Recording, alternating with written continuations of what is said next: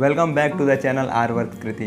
जैसा मैंने पिछले वीडियो में बताया था कि जो मेरा अगला वीडियो होगा वो मार्शल आर्ट की हिस्ट्री पे होगा, जो बेसिकली इंडिया में जो मार्शल आर्ट पनपा उस पर आज हम लोग बात करेंगे, उस पर आज हम लोग चर्चा करेंगे कि कैसे वो मार्शल आर्ट मतलब इंडिया में आया, मतलब वो मार्शल आर्ट कहाँ से आया। तो बात करेंगे हम वैदिक पीरियड से बात करेंगे। तो इसके लिए उसे वीडियो शुरू करने से पहले आपसे एक रिक्वेस्ट है कि जो अगर आप नए हैं तो चैनल को प्लीज़ सब्सक्राइब कर दीजिए, और अगर आप समझ ही रहे होंगे तो लाइक कर दीजिए।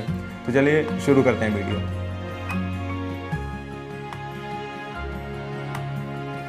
बात उस समय की है जब धरती पर ऋषियों की परंपरा शुरू होने वाली थी। जैसा कि सबसे पहले सप्तऋषि बने। सप्तऋषि को जिन्होंने ज्ञान दिया वो खुद महादेव, महाशंकर आदि योगी थे। तो आदि योगी से 7 ऋषियों को हर प्रकार का ज्ञान मिला। उसमें उनको योग का ज्ञान मिला, साथ में योग का ज्ञान मिला, और शस्त्र का ज्ञान मिला, शास्त्रों का ज्ञान मिला, और भी बहुत सारे ज्ञान मिले। तो उनमें एक जो हमारे महर्षि थे वो अगस्त जी थे। सप्तऋषि परंपरा के महर्षि अगस्त जी थे।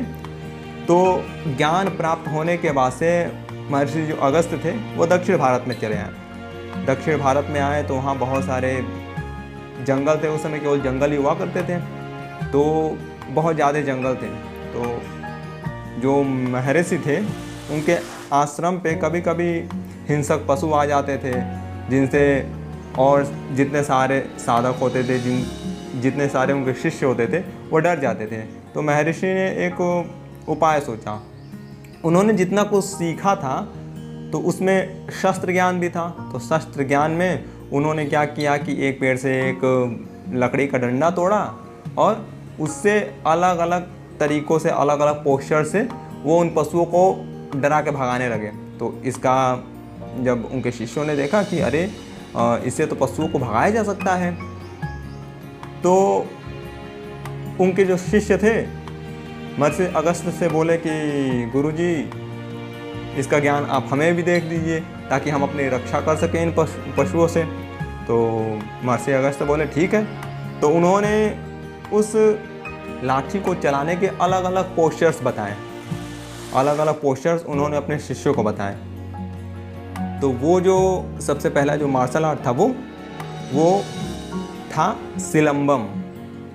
सिलंबम हमारा सबसे पहला मार्शल आर्ट था, जिससे जो बाद में जो हमारे भगवान परशुराम थे, तो वो जब महर्षि अगस्त के पास शिक्षा लेने गए, जब भगवान परशुराम घूम रहे थे तो घूमते घूमते वो दक्षिण भारत में गए महर्षि अगस्त के आश्रम में। तो उन्होंने इस तकनीक को देखा और बहुत इससे प्रभावित हुए। तो उन्होंने क्या किया कि उन्होंने इस अलग अलग शस्त्रों का ज्ञान महर्षि अगस्त से लिया, और उसमें बहुत सारे मॉडिफिकेशंस किए। जिसमें बहुत सारे मॉडिफिकेशंस में उन्होंने केवल शस्त्रों को चलाना ही नहीं, अगर शस्त्र हमारे पास ना हो तो फिर हाथ से अपनी आत्मरक्षा कैसे करें, पैरों से कैसे पोस्चर्स बना के अपनी आत्मरक्षा के अलग अलग मतलब आत्मरक्षा के अलग अलग चरणों को कैसे डिफाइंड करें। तो उन्होंने बहुत सारे चीज़ों को ऑब्ज़र्व किया। जैसा कि वो आश्रम में रहते थे तो अगल बगल जितने जंगल थे उसमें जंगली जानवर वगैरह होते थे, तो उन्होंने उनको बहुत अच्छी तरीके से ऑब्ज़र्व किया। ऑब्ज़र्व करने के बाद उन्होंने देखा कि आखिर में इनके पास जो टेक्निक है, क्या हम इसको किसी ऐसी मतलब ऐसी शिक्षा में बांध सकते हैं जिससे इनकी जो आत्मरक्षा की तकनीक है वो हमारे पास भी आ जाए। तो उन्होंने अलग अलग जानवरों को देखा। उन्होंने सांप को देखा, उन्होंने हाथी को देखा, उन्होंने शेर को देखा, और शेर को देखने के बाद से उनकी जितनी पोस्चर थी आत्मरक्षा की, उन्होंने सारी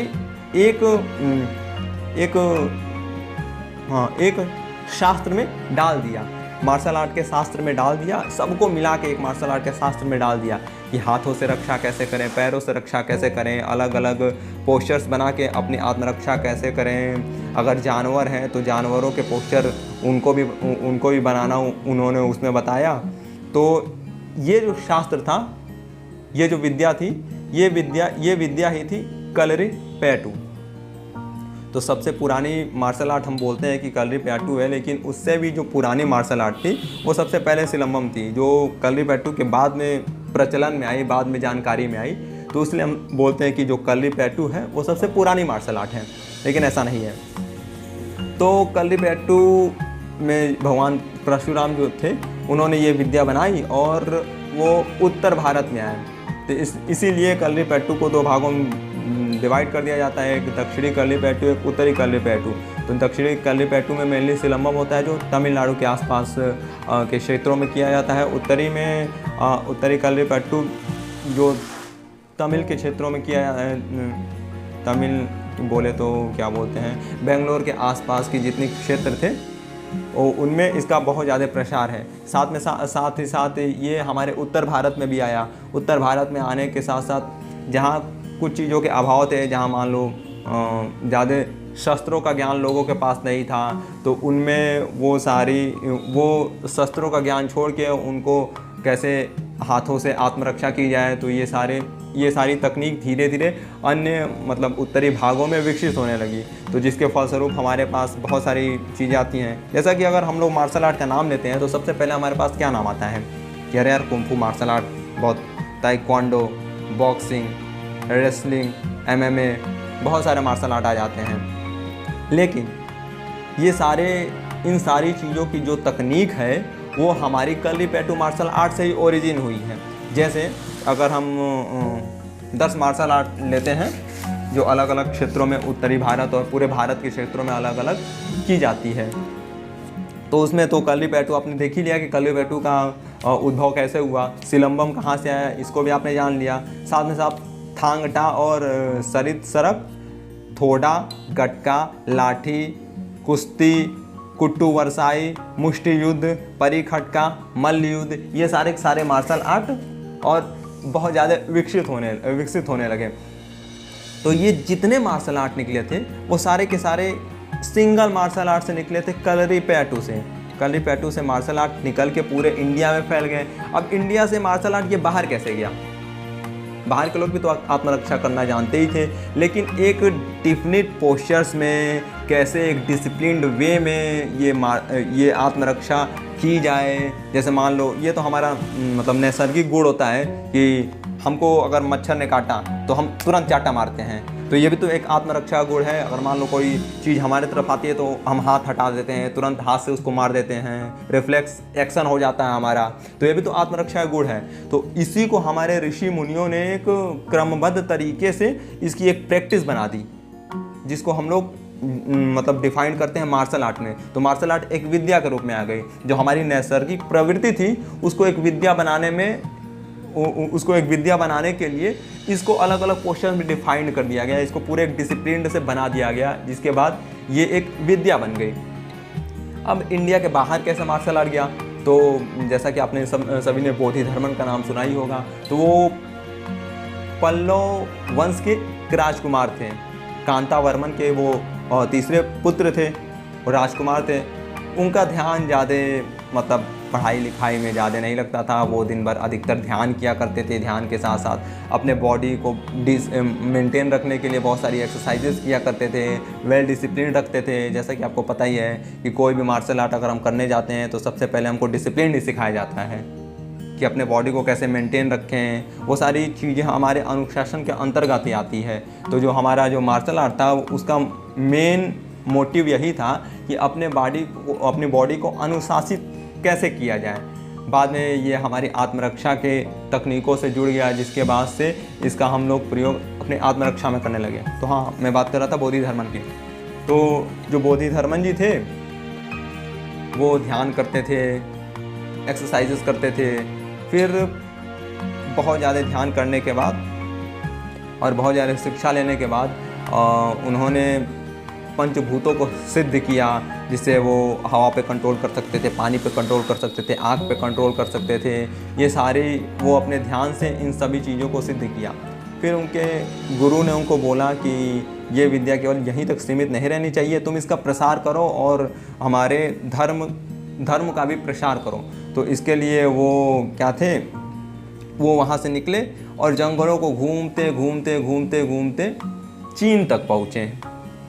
चीन तक पहुँचे, इसके आगे की कहानी आप लोग को पता है। लेकिन चीन पहुँचने से पहले उन्होंने एक और बहुत अच्छी चीज़ को खोजा था, क्योंकि वो अकेले चल रहे थे तो उनके लिए हर चीज़ों की खोज बहुत ज़रूरी होती थी।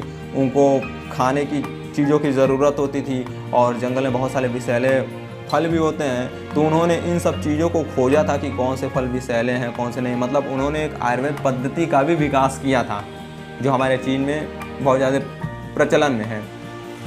तो साथ साथ जंगलों के रास्ते घूमते घूमते उनको आयुर्वेद का ही बहुत अच्छा खासा नॉलेज हो गया था। तो वो जो अपने पूरे नॉलेज के मतलब ज्ञान के भंडार को लेके चीन में पहुँचे। चीन में जब वो पहुँचे तो चीन में उस समय बहुत भयंकर महामारी फैली हुई थी। लोग उससे बहुत दूर भाग रहे थे। जिसको वो हो जा रही थी वो उसको जंगल में फेंक दे रहा था। तो जब बोधिधर्मन वहाँ पहुँचे तो लोग इनको देखे कि ये बाहर से आया हुआ है, तो इनका तिरस्कार कर दिया। बोले कि नहीं नहीं, ये हमारे गांव में महामारी फैली हुई है, क्या पता यही महामारी लेके आया हो। तो उन्होंने उनको भगा दिया। तो जंगलों में जाके रह रहे थे। तो एक दिन क्या हुआ कि किसी व्यक्ति को ये महामारी हुई थी और ला के वहाँ के लोगों ने उसको जंगल में फेंक दिया। तो जब देखा बोधिधर्मन ने उसको, तो उन पर दया आ गई उनको। तो बोधिधर्मन ने क्या किया, वहाँ के कुछ जो औषधि गुण वाले पेड़ पौधे थे उनको लिया और उससे उस व्यक्ति का इलाज किया। इलाज करने के बाद वो जो व्यक्ति ठीक हो गया तो उसको वो दोबारा गांव में लेके आए। तो गांव में लाने के बाद जब देखा लोगों ने कि अरे ये तो महामारी से ठीक हो गया जिसको हमने फेंक के आया था, ये कैसे हुआ। तो वो जो आदमी जो ठीक हुआ था उन्होंने बताया कि ऐसी ऐसी बात है, इन्होंने हमें ठीक किया।